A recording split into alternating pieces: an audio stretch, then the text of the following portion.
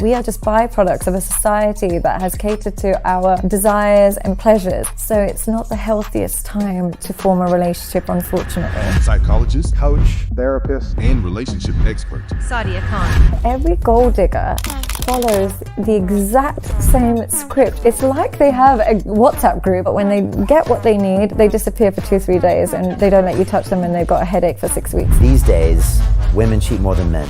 I can't believe that people don't realize this. It's effortless to cheat. She jumps on a dating app, she'll have 50 matches that night. Men have a greater willingness, but women have a better ability to cheat. I'm so confused by the women that watch pornography and the feminists that watch pornography.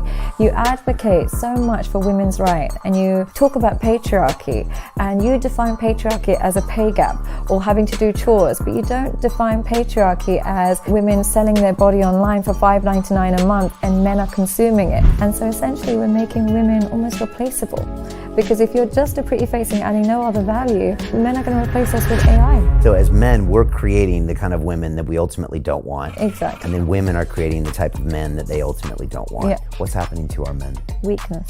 They're so fearful and weak that women are no longer attracted to them. Because they're not getting that attraction from women, they stick to pornography or escorts or using prostitution because they essentially recognize that they're not a man that women would be attracted to. When you come from a Muslim background, and I was raised in England and I was raised in London with an entirely English environment, I always look at things through the lens of God. Forget pleasure. Anything can be pleasure. Think about the potential pain of the decisions that you're making, and if the pain is not worth committing to, don't do it.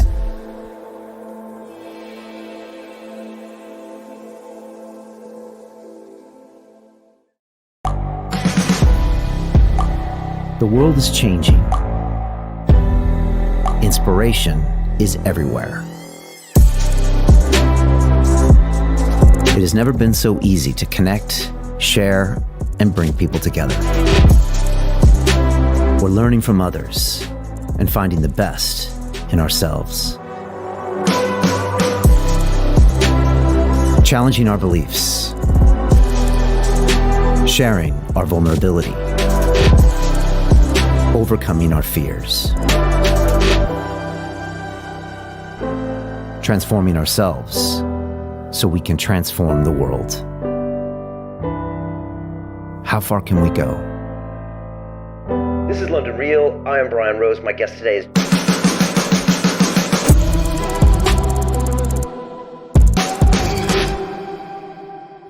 This is London Real. I am Brian Rose. My guest today is Sadia Khan, the former teacher, psychologist, and relationship expert.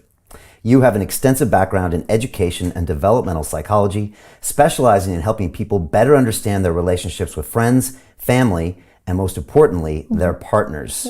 You've amassed a huge audience on social media, with many of your videos racking up millions of views. You believe that many modern relationships are fundamentally unhealthy, with most people failing to recognize their own insecurities and the impact of their childhood trauma.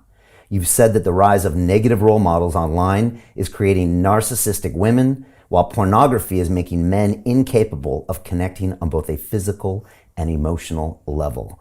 Sadia, welcome to London Real. Thank you so much for having me, Brian. This is a very big honor for me, so thank you so much. I'm really excited. Your videos have been popping up all over my social. I'm so sorry about that, by the way. You must be so sick of me. Oh my gosh, but you're everywhere, and I think you're everywhere for a lot of people.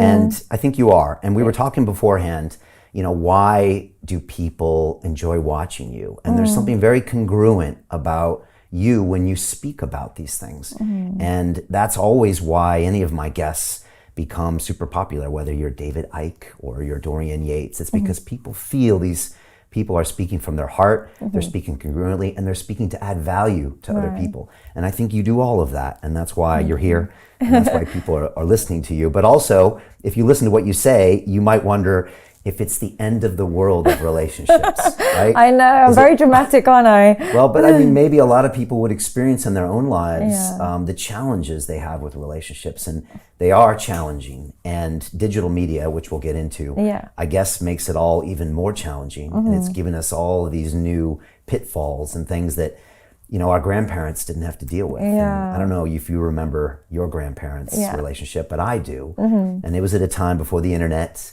and a time where people usually stayed together, and there was something beautiful and comforting about that. Yeah. I don't know if we're ever going to see that again. So what is the state of the union right now when it comes to relationships? Is this the worst time ever in human history? I know you coach a lot of people. Or is it that we notice it more so? What would you say is the state of play? Unfortunately, I would say it's one of the worst times in human history, and I would say it's because we replaced duty with hedonism. In previous generations, joining together was a duty, either a spiritual duty, a relationship duty through family. There was an element of duty involved in connecting with the people that we love, and love was just one component. But it was really like, let's create a family, let's make a home for the children, let's stand by God, let's do all of these things. There was an element of, I'll put my desire second, but the priority and responsibility of this relationship first. We have replaced that with a really hedonistic society. We are just byproducts of a society that has catered to our desires and pleasures. And as a result, when it comes to relationships, we are unable to delay gratification. If every need and every desire and every pleasure is not immediately satisfied, we look for replacements. And I'm not somebody who's immune to this. We do it with our phones, we do it with our clothes, even the advent of cheap clothes. Like if you don't like something, you throw it away, you get another one, order one the next day. If that's the society we're breeding, how would that not have a trickle-down effect onto relationships? If we live in a world where Amazon Prime the next day, throw out this clothes, replace, how would that not affect our emotional connections?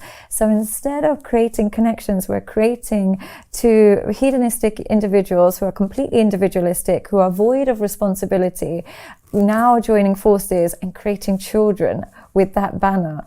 So it's not the healthiest time to form a relationship, unfortunately. Wow. So if we look back, say 100 years ago, the marriage and the family was part of a bigger group, the community, the city, the state, the religious organization, and it was all part of one, and you had various responsibilities to your parents or to the church or to all these things. And that no longer happens. Yeah, there was no element of desire related to marriage. It was just the next stage of life. And it was just like how you go to work. You don't necessarily desire every job role. You do it because you got bills to pay. So marriage was the next stage of life, and you've got children to raise, and you've got money to make, and you've got a family to kind of create. And I'm not saying that was perfect, but we've now, we've made desire the primary focus behind marriage. And desire is a temporary emotion. It can't last forever. And the more connected we get with somebody, the more the desire dissipates. So of course desire is going to go. Now we've trained people into thinking if desire has depleted, you have to replace the person, rather than understanding that desire is not necessarily required in the long run. And it's not an ingredient of longevity. But we've told everybody, if you don't desire it, don't do it. And unfortunately, that makes us short-term. That will make us create short-term mating strategies, which are actually a precursor for narcissism and anti-personal personality disorder. If you look at most criminals, they tend to have one thing in common. It's lots of short-term mating strategies, because it creates a mind that uses people rather than connects with people. Isn't that wild? Yeah, that is wild. And we'll get into this, but you've said that serial killers on death row all had a history of pornography abuse and all these other things. Isn't that crazy that most serial killers in death row, they had an addiction to pornography. And why is that? Because pornography allows you to take all of the pleasure out, getting all of your kicks out of somebody without investing anything into them, without caring about them, without worrying about them, without even considering their well-being, and getting all of your desires out of them. So you can watch pornography. You're not worried about whether this person is consensual, whether this person went through trauma that led to this, her now becoming a sex worker or him becoming a sex worker. You're not worried if they're on drugs. All you worry about is, are you getting pleasure from this?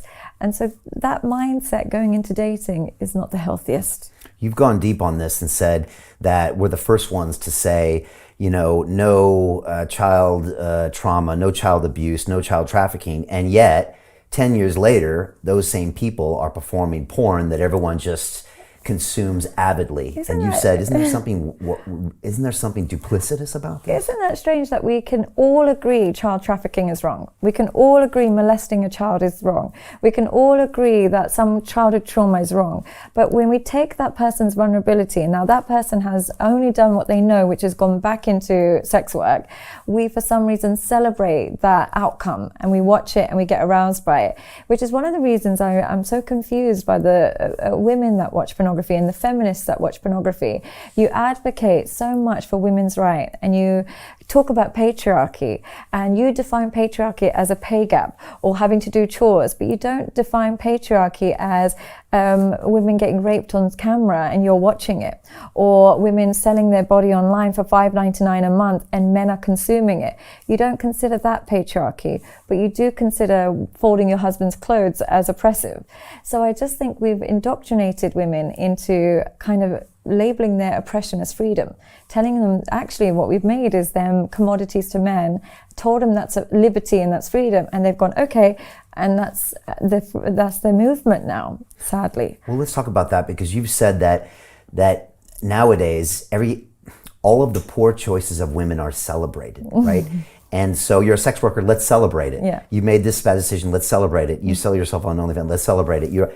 It's now all celebrated. Yeah. And you said there's no longer any consequences. And you say that these women end up, I think you said, gaslighting themselves into promoting this behavior as this liberation. When you look at it and you're like, well, who are you kidding? Yeah. You're actually, you're not taking accountability for poor decisions, and then you're reaping whatever you sow. That's the sad part. And this is somebody who, as a woman myself, I just realized if I was to make endless poor decisions for my mind, body and soul, there would be a positive praise outcome. So we're almost modifying women's behavior to become self-destructive. If I gained a lot of weight and I would totally stop taking care of my body, I would be celebrated body positivity. And that's not good for me. You and I both know it's not good for us not to run every day or not to do, it's not good for us. Or if I sleep around with the wrong men and I just go and get an abortion, rather than exercising more discretion with who I lay down with and actually taking responsibility and think, you know what, if I sleep with you and have a baby with you, I don't want to have a baby with you, so bye, I'm not talking to you. Instead, it's like sex, and abortion if need be. I'm celebrated for having that choice. And if I want to then, sell my body, my personal sexual life, which is so sacred and sanctity, if I then make it a commodity, I'm seen as a really successful entrepreneur. When really what I'm doing is selling my soul. I am putting a price tag on my soul and my energy. And no matter how progressive we come, there is women who sell their body to some extent. I'm not blaming them. I'm sure there's lots of trauma and there's lots of financial issues or whatever it is. But when we make our body a commodity, we essentially remove the sanctity of sex. And therefore it makes it harder to actually see how important sex is. And therefore we give it frivolously, and then we can't connect with people, because the deepest form of connection should be sex. But if I'm giving it to this uncle, that friend, and that online, how am I able to preserve the spirituality behind it? So I'm basically selling all the parts of women that make them beautiful. I'm now turning it into a product. And therefore we are more oppressed than we've ever been, but we've labeled it as liberty. But the feminists celebrate that as female empowerment. What is empowering about being $5.99 for a dirty man that is probably doing all sorts with your pictures? I've never understood that. I am now the customer to this dirty old man or this creepy young boy. He's my customer. So now I have to please him. I basically work for him. So I'm taking probably the most perverse members of men in society and becoming a slave to their desires. And I'm labeling that as empowering. Because if you take respectable men, they probably wouldn't want me to do that. So I'm taking the worst cohort of men and becoming a product for their desires and labeling it as empowering. And I'm not judging the women. It's a dual issue, both men and women, because I'm sure there's financial issues, but it's just the glorification of it that I find insane and sad. Yeah. What do you think about that? From a man's perspective? Well, and also on that note, like you take it all the way and it becomes, I'm selling lurid videos on OnlyFans. But if you take it part way, Yeah. then you have women that create social media accounts that get attention based on certain types of behaviors. And so Yeah. there's a spectrum of what you're talking about. Yeah. Because a lot of people might listen and say, well, I would never do that. Yeah. But now everybody's on that spectrum to a certain Everybody, extent. to some extent. Yeah. Because let's talk about that, because women get rewarded by certain behaviors online that you say promotes narcissism. Yeah. When sometimes they're the first one to say men are the narcissists. Yeah, But they love that. I want to dive in and see, because this digital availability of everything affects the sexes differently. Yeah. And so for women, is it that spectrum of I post a photo on Instagram, or I'm the OnlyFans account here, or I'm making porn, and like where does that spectrum lie, and what are the different behaviors, and what does it promote people doing? The moment you can weaponize any area of that spectrum, you fall into the more antisocial narcissistic category. And what I mean by that is, I might be not, posting too much, but the moment I weaponize it, the moment I am annoyed with my partner and I want a new partner, or the moment I want to kind of get some extrinsic kind of thrills, cheap thrills, and I then use Instagram as almost a device to fill that void or fill that empty, low self-esteem, then I'm starting to fall on the spectrum. It's not really what you post, it's the intention behind it. And if there's an element of I'm using this device to fill a hole or to add self-esteem, I'm essentially relying on, it's like eating junk food to fuel for nutrients. It won't do it. Yeah, all it will do is create you a feedback loop, or a loop of desiring more likes and comments and creating more fake self-esteem, when really what women used to do is have to work on their nurturing side in order to be valuable. They had to work on their skills to be valuable. We had grandmothers who would be able to sew a dress for us. I'm not saying I can do that. I'm still very useless on that sense, but they would be able to cook you something from scratch, and they'd be able to sew something, or they'd be so useful. Now we're making ourselves less useful, and just essentially just an object of desire, and therefore we have temporary value, because we all know that looks fade. And so essentially we're making women almost replaceable, because if you're just a pretty face and you're adding no other value, men are going to replace us with AI. Whereas if you add some intrinsic value, you're irreplaceable as a woman. My grandma, my mother, your mother, I'm sure your grandma, irreplaceable women. Yeah. But unfortunately, if I'm just a pretty face, I'm so replaceable by robots. Essentially, you'll be replaced by robots, and at least robots actually listen and are nice to you. Yeah. So as a female, it's become so easy to post that picture on Instagram, show a little more booty, get a lot more likes, get some feedback, whether your intentions are good, bad, or whatever, but you're going to get the attention, you're going to get the DMs, you're going to get a release, some dopamine. Yeah. At the same time, it's men that are promoting that. They're modifying the behavior. Right, we're modifying the behavior. And then when we want, and then the women do that because it's a temporary fix, when in fact, if they had discipline and, delayed gratification, they might work on their character, which is harder to do, but in the long run, it then makes them more valuable. Absolutely. The flip side is men. When we get frustrated with a situation, then we go to the porn, and the porn is there for us. It gives us, I guess, everything we want, I guess. And then we don't have to invest in ourselves to become the kind of man that doesn't need porn to find the women of our desires. Yeah. Am I explaining this correctly? Yes, you are. Essentially what pornography, well, the thing is, as much as I'm talking about women, they don't get here alone. Women in certain cultures will not post a bikini picture because the men in that culture will not reward that behavior. They won't reinforce it. They might reinforce the opposite, where they will go nowhere near you. But we're living in a world now where men are reinforcing that.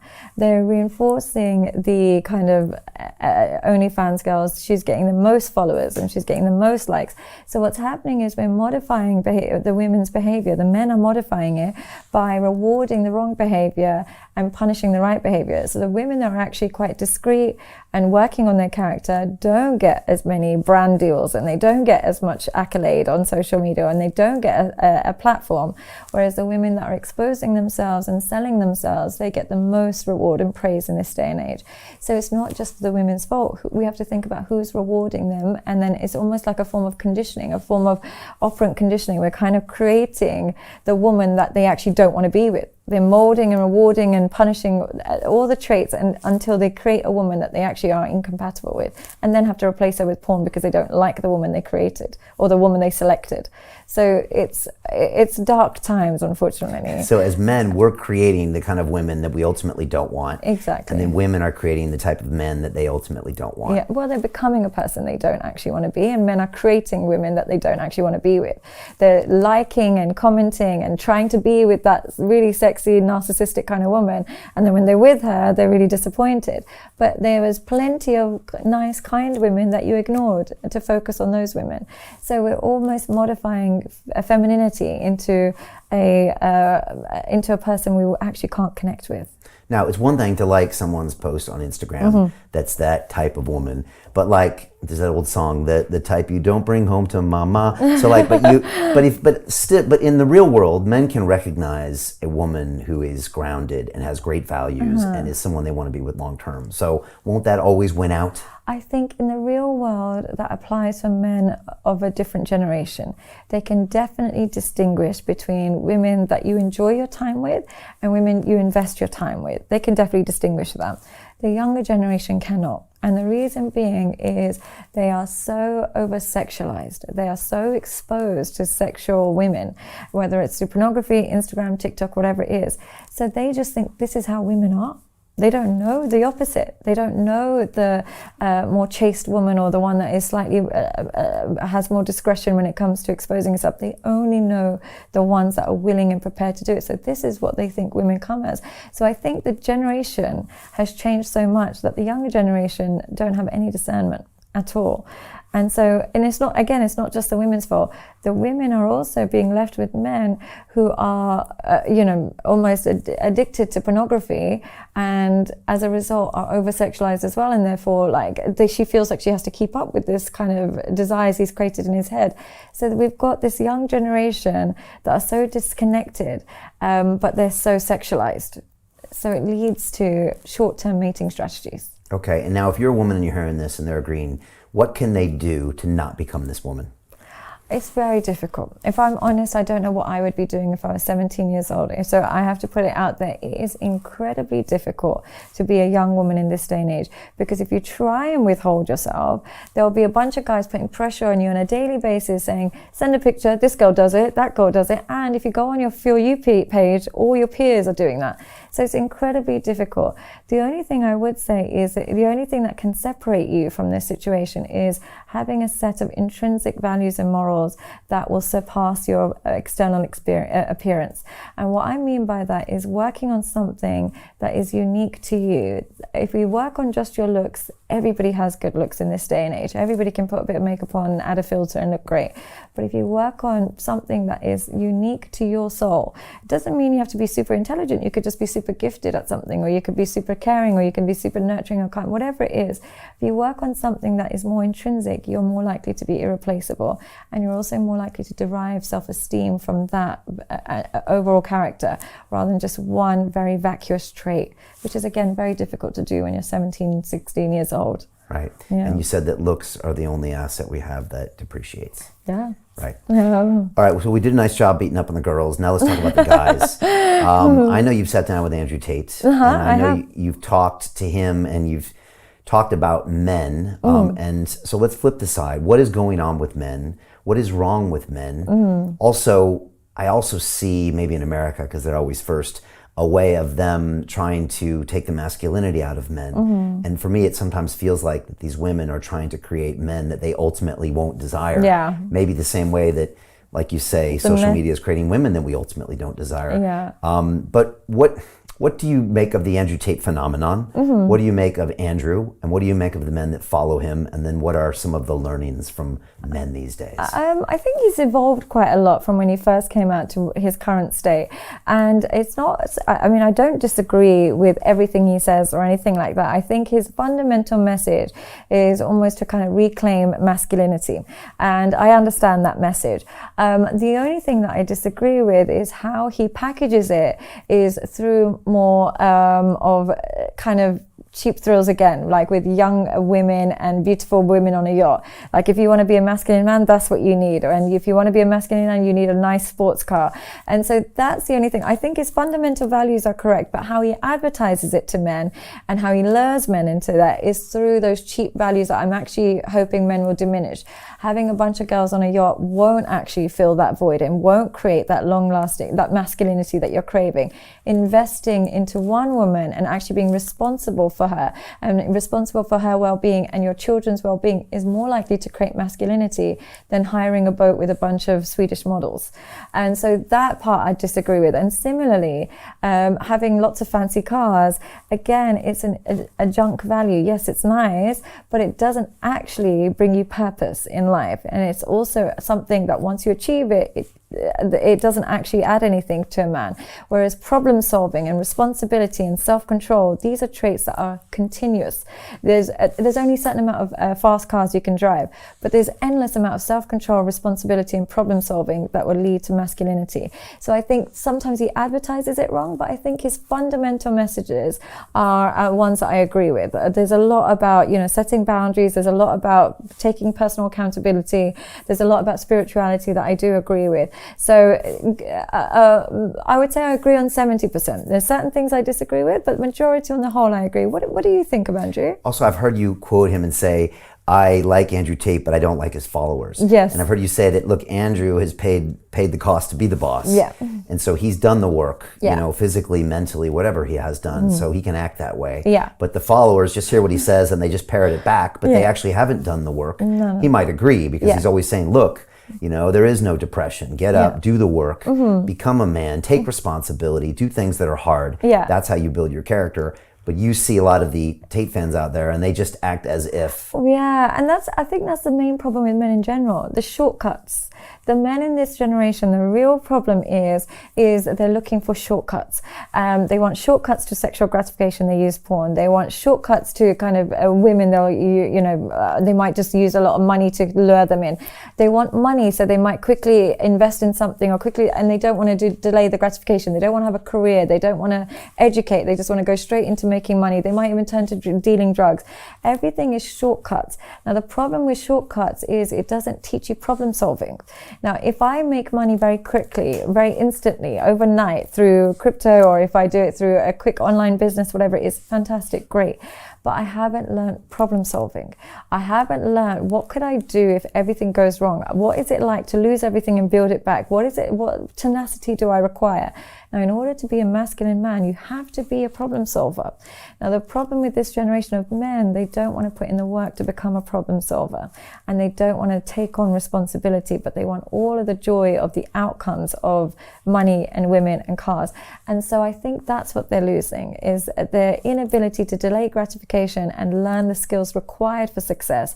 Instead, they just want the success. And that's what I think his followers are like. Like, they want to say they're Andrew Tate. They want to say they believe in everything that he believes in, but they've done none of the groundwork that warrants that opinion in themselves. I'm curious, what would you think of somebody like Andrew's message? So, when Andrew came up maybe a year ago, started seeing a lot of his stuff pop up, and I've had a lot of controversial guests on my show, and a lot of male energy on my show. You could argue my show is just my search for a male role model. If you really want to analyze me, which maybe you have. And so I've had people like Dan Pena on the show, which is kind of he's a 75-year-old version of Andrew. And he comes on and he doesn't pull any punches. He's like your grandfather. He just tells it like it is. Yeah. He tells you you're weak. He tells you to step up, and he tells you to keep going. Yeah. And he's very controversial, but when I bump into people on the streets, they all ask me about him because the the women, deep down inside know that he's the only one that's telling them the truth. Yeah. And the truth, I believe, Sadia, is the rarest commodity these days because no one will tell you the truth because they all have an agenda somewhere. And so they'll lie to you to get you to do whatever they want to do. And so when someone gives it to you straight, you know it deep down inside. And so they flock to someone like Pena, where on the outside, anybody politically correct is, they're shocked by what he says. But deep down, he has a massive following. So when I saw Andrew come up, I thought, he's fulfilling a need that men want. And men need someone to guide them, need someone to tell them the truth and tell them to step up. And there's a dearth of that out there where they're trying to feminize men and the toxic masculinity. So for me, the rise of Andrew was a sign that this need wasn't being met and that we were creating a type of male that was really lacking this in their life. You might argue that the election of Trump was another signal that people were sick and tired of this narrative that was being promoted maybe by the coasts of America, and that deep down inside your traditional person, and you come from traditional values, was saying, no, we're not having all this nonsense that we read about in the New York Times. We actually value what traditionally is core values and traditional beliefs, and we want that back. So I saw Andrew as that rise. Now look, anybody who cuts through media to become the most Google man on the planet, as he says, which I think he's right, has to use other techniques. And to use that, it's the fast cars, and it's the lifestyle, and it's the edgy content that pushes the envelope. Sorry to interrupt you, which from knowing Andrew, I know that's not actually what he's like, but it works well on social. And so I've watched a lot of content on Andrew. I'm a fan. And he's great, and a great speaker as well. Fantastic. He's a great communicator. And again, I've had so many guests over the years, I can realize that the message isn't enough. You need the messenger. And he's a great communicator, and it's congruent with him on many levels. And so that's important. So, but you need the flash, you need the sizzle to get the people to put the stake in. And so I agree. People are like, oh, he's not like that. But he can actually turn up the dial on. He can turn it up to 11 on Andrew. And he can become that guy really quickly. And he could say, well, they took it out of context. But like, that's his alter ego. And he can turn it up, and that gets attention. And we're in an attention economy. And so that is part him, and that's why everybody saw him initially. As you consume more of Andrew, you start to realize that there are some really, I think, positive male values. And important ones. And important ones. And one thing I have to say that what he highlighted is the importance of fearlessness. And we as human beings need fearless men. The reason being, it's an evolved trait. Like when we used to live in hunter-gatherer times, if everybody was so fearful, we would never go out and hunt and get food. We needed fearless men that would say, I don't care that it's dark, let me quickly, I think I heard something, let me go hunt it. Now, women, what's happening is we're creating fearful men because they're terrified to even, approach a woman in the gym in case she films it and puts it on TikTok, or we're terrified to even compliment a woman in case she kind of gets you arrested. So what's happening is we're creating fearful men, but the reality is when a woman is with a man who's fearful of her, she feels like she has a power over him. And when she feels like she has more power than him, she doesn't feel safe. So we actually need a fearless man. And when we say fearless, it doesn't just mean he says what he wants. He has a willingness to walk away. He actually lets go of a woman if she's being too difficult. But the problem is we've created a society of men who tiptoe around women, and as a result she no longer feels safe. And when women don't feel safe, they end up either they lose their identity. They're becoming masculine, they're becoming feminine, they don't know what they do. So they get a bit lost in the process. So I think what he's highlighted is that people are attracted to fearlessness, and it's something that we need to bring back. And it's what's so funny is, like you were saying with your guest Dan, probably what he said 100 years ago wouldn't be seen as fearless. But now we've made what's normal and what's just an opinion, we're terrified to say it, because again, the modification is if you say something that offends the softest people in society, you might get cancelled.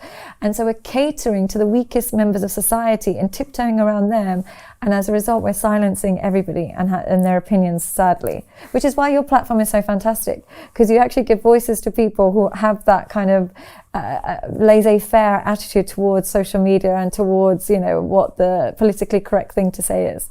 And people really want to hear this stuff. That's the crazy thing. And you must really want it, because you invite those kind of... I also like to be challenged a little bit. And I like to try to entertain ideas that I don't agree with, because it's healthy. And was there anything in Andrew that you disagreed with? Or on the whole, did you understand his message? Look, Andrew put himself out there, and he wanted to, I guess, get a huge following worldwide. And so to do that, he did a lot of media. And in doing so, he talked about the various things that he did from a business perspective. And I think over the years, he probably did things that he maybe wish he hadn't. Now, when you got to make money as a man, then I respect a man's hustle. But in doing so, I think he backed himself into situations and made some enemies that maybe he's paying for now. Now, I think he's being unfairly prosecuted for those things. But because I think he was so open about those things, they had a lot of ammunition for him. That's true. And look, sometimes he just takes it up to 11. And so you could say, okay, some of those things are slightly offensive. But to the core. And he can be a little bit of a chameleon too, like all great communicators. Gandhi did that, and Obama did that.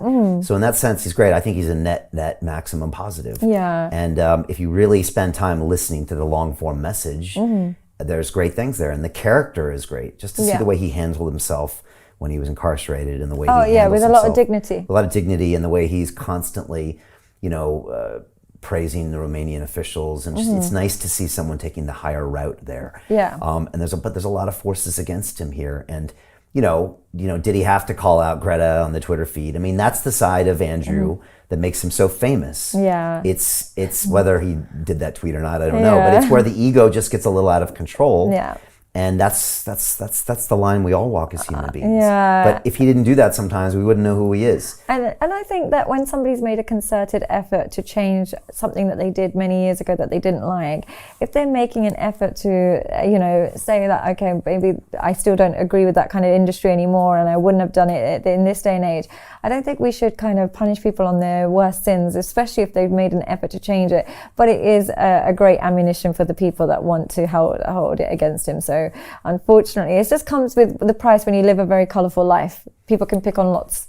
Yeah, and now he's got a high profile, and we live in I realized in 2020 with our episodes with Ike and all the censoring that we got, I mean, this literally is an information war. I mean, we're talking about how the way that we digitally communicate with each other and the way we digitally reward men and women. We'll get into men shortly, but it's an information war. So people are like, they can't be trying to cancel Andrew because of what he says. But right now, it really is about promoting an ideology and putting ideas in people's minds in any way, shape, or form.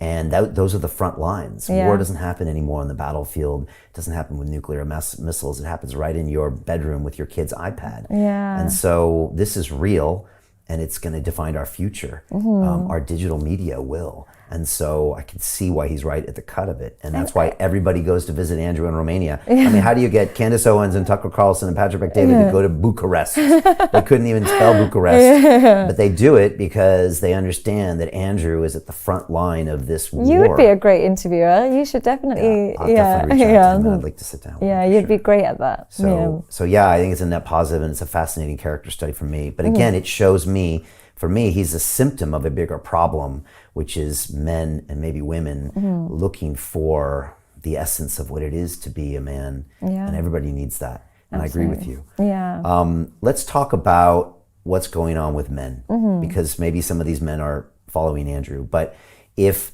narcissism is the result of what we're doing to women with our digital media and online, what's happening to our men? Weakness. They are so afraid of responsibility. They are so terrified of self-control, and they have no desire to solve problems. So it creates a very, very weak man. And what I mean by this is there are men that will essentially use their 20s as an extended adolescence. Back in the day, what men would do is use their 20s as a training ground for their future. So they would get their education, all go to wars, they would create a home, they would have their children, and that would be their focus for the rest of their life. Now I have to feed my family. I've created the groundwork, and now I know where I'm going for the next 30 years. I'm going to make sure my kids go to school, my wife is fed, and this, that, and the other. And their 20s would be that period. What we've done is taken the 20s of men and replaced responsibility with hedonism. So men are now told that 25 is way too young to have kids. And even part of me, when I see a man that's 25 and married, I'm like, how did that, what went wrong? And it's because what we've done is we've created 20s as an extended adolescence. We've accepted that a 25-year-old man will have no different of lifestyle than a 19-year-old man, because essentially he'll still be going out on the weekend, he'll still be having short-term mating strategies with sleeping with girls without even taking them on dates or without even considering marriage and kids. And we've convinced them that marriage is terrible. We've convinced men that you just go on a bunch of holidays, just go and spend money, get in debt if you have to, move out from your parents as long as you've got your own place, and even if you're struggling to pay rent, that's better. Just waste your money, waste your efforts, just waste. Nothing is about investing into their future unless it's money. They don't think about, how do I take care of people? Now, men back in the day, their primary focus was, how do I provide and protect the people around me, particularly women around me. The average man, the young man, is not even thinking about providing and protecting. He's just thinking about enjoying and, avoiding responsibility. And I think the avoidance of responsibility limits a man's ability to become masculine. You will never be masculine until you have to provide for people. You'll never be masculine until you have to protect people. And what we've done is created a man who's afraid of those things. So unfortunately, I think the main problem with men is weakness. And they allow women to walk all over them. They allow that a lot more than they would previously. I get that the culture is very terrified of women, but they tiptoe around it. They're scared to say an opinion. They're so fearful and weak that women are no longer attracted to them, and because they're not getting that attraction from women, they stick to pornography or escorts or using prostitution, because they essentially recognize that they're not a man that women would be attracted to. Wow. All right. And the women like having that temporary power. So sometimes they're just like, I like this. And because everybody wants more power. So again, short-term focused, it feels good to have some power over a man. But in the long term, you're breeding someone that is not going to protect your village, is not going to protect you, is not going to be the father of the children you want. Yeah, it's so different to how we all like junk food. In the short term, it tastes great. Afterwards, you feel shit, and your body will pay the price. Similarly, when you take a weak man, for the first moments, you feel like you're on a power trip, and you feel loved, actually, that he caves into you, and you feel as a woman that he must really love me because he just listens to everything I say and he concedes to everything.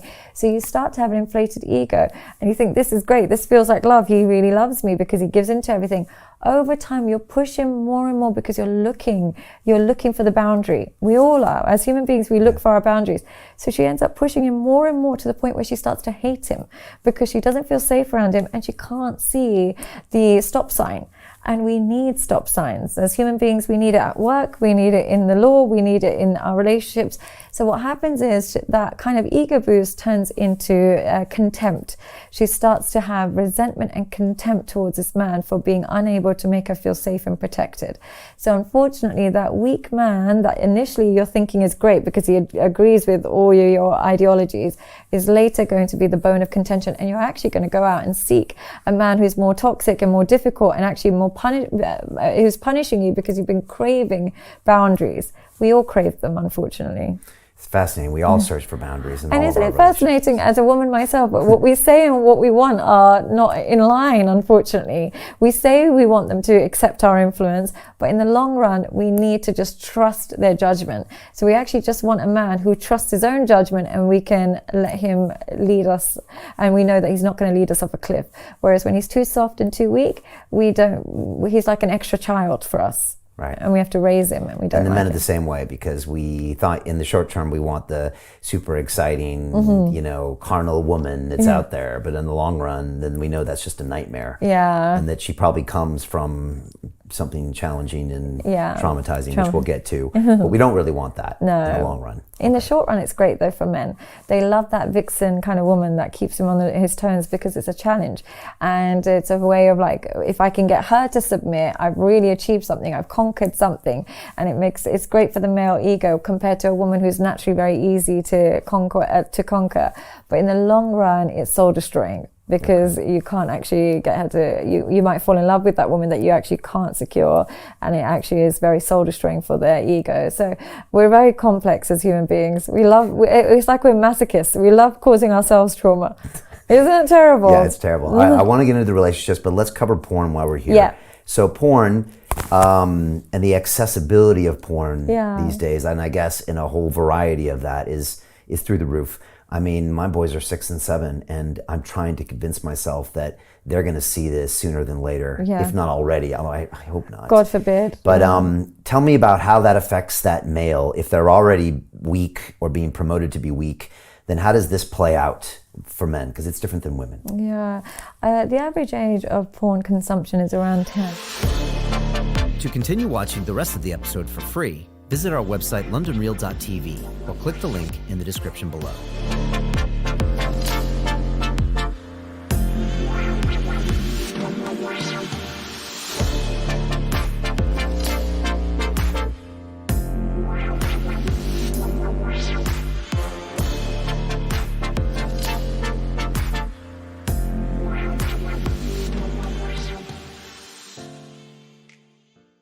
So Jim Rickards has just recorded a video that's not available to anyone in the public, and he's going to be talking about how this upcoming recession is going to be fast, it's going to be bloody, it's going to be nasty. But at the same time, he's going to show you how you can position yourself to profit from all of this chaos. Now, we've made this video only available to our viewers. Go to londonreal.tv/Jim. Watch that immediately. I can't say enough good things about Jim Rickards. He understands the global economic system better than any guest I've ever had on London Real. His predictions are almost uncannily true, and you can learn how to profit from his vision, from his expertise, and his understanding of economics. So go to londonreal.tv/Jim or click the link below.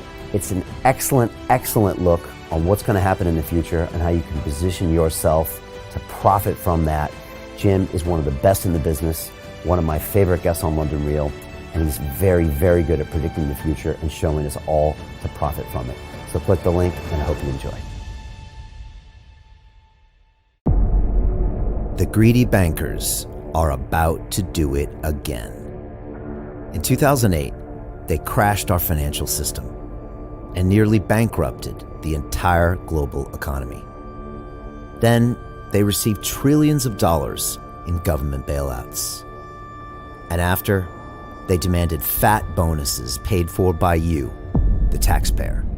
It turns out the banks haven't just been screwing the American taxpayers, they're also screwing over their investors. Turns out the banking industry is the worst place you could put your money, despite enormous taxpayer bailouts.